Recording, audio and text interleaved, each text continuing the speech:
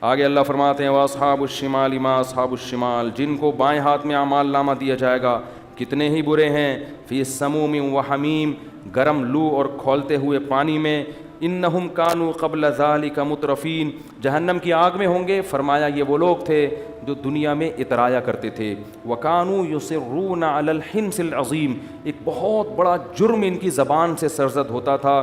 وہ کیا جرم تھا؟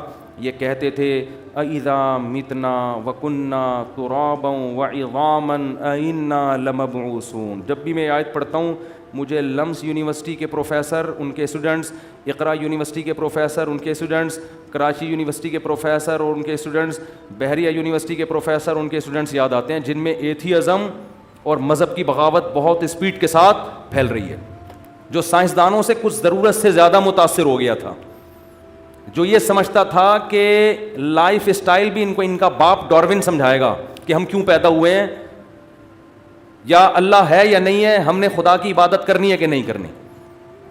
سمجھ رہے ہیں کہ نہیں سمجھ رہے؟ وہ یہ سمجھتے تھے ہر چیز میں ہمارے باپ کون ہیں؟ سائنٹسٹ ہیں۔ یہ ایجوکیشن سے اتنا متاثر ہو گئے تھے۔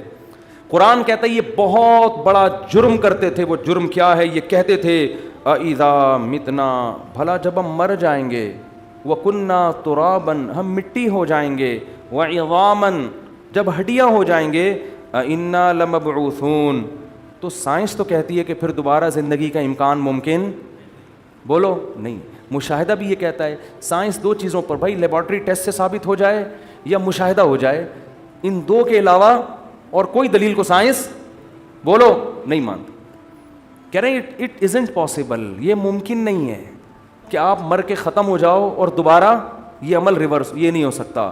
اللہ فرماتے ہیں یہ اتنا بڑا جرم کرتے تھے کہ جب ان کو پیغمبر کی دعوت پہنچی، پیغمبر کی بات اور ہمارا کلام پہنچا کہ مر کے مٹی ہو گئے، ختم نہیں ہو جاتے، ایک دن دوبارہ تمہارا رب زندہ کرے گا، تو یہ کہتے تھے اِذَا مِتْنَا إِنَّ هَذَا لَشَيْءٌ عُجَابٌ، کبھی کہتے تھے یہ بات کھوپڑی میں آنے والی نہیں ہے، یہ مولویوں کی بنائی ہوئی باتیں ہیں۔ پہلے تو یہ کہتے تھے ساحر، جادوگر ہے، عجیب عجیب باتیں کر رہا ہے۔ کبھی کہتے تھے کہ ان هذا لشیء یراد، ان کا مفاد ہے، اصل میں پیسے ملتے ہیں ان کو ایسی باتوں پہ، مفاد ہے، ان کی دکانیں چل رہی ہیں مولویوں کی، کیونکہ اگر یہ کہیں گے کہ مر کے ختم، کوئی حساب نہیں ہے، تو پھر کوئی مسجدوں میں آئے گا؟ بولو بھائی کیا ہو گیا؟ کوئی مسجد کیا 27ویں رات، کیا 28ویں رات، کیا رمضان، کیا شوال، لائف کو انجوائے کرو، کیا ساس، کیا سسر، کیا ابا، کیا دادا، کیا نانا، کیا بچی، کیا بہن، کیا او بھائی گدھے گھوڑے کی طرح زندگی گزارو، کتے پالو، بچے پیدا کرنے کی ضرورت بولو نہیں، کتے پالو، بلی پالو، وہ بھی آپ کو انٹرٹین کرتے ہیں، بھیجتے ہیں، بچوں کی کیا ضرورت ہے بھائی، یہ ٹینشن خام کی، کیونکہ یہ بھی ایتھیس بنے گا بڑا ہو کر۔